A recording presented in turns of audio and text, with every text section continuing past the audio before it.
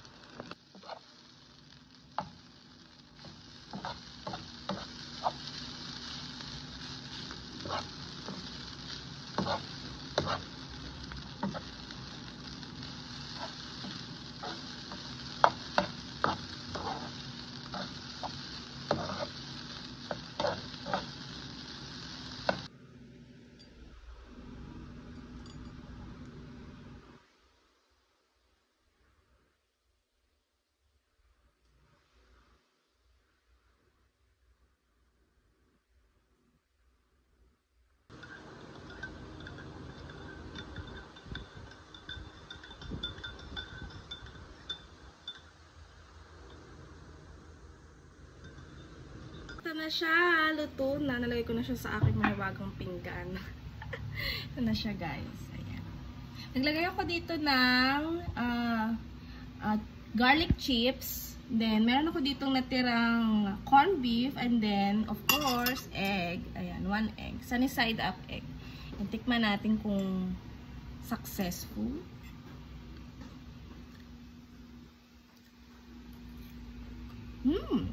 Very yummy. First time I'm trying this. Nakita ko lang to dyan sa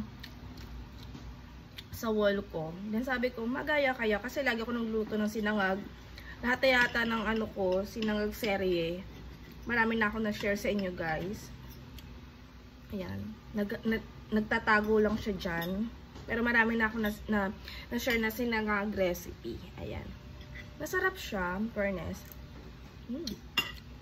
Sa pagluluto nito, yung siyang dadamihan ng masyadong maraming bagoong para hindi siya masyadong maalat. Kaya hindi na ako naglagay dito ng asin or ano, just paminta na lang siya.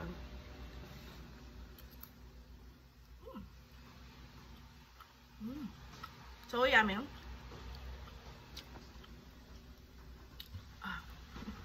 Then, of course, masarap to kapag may kape.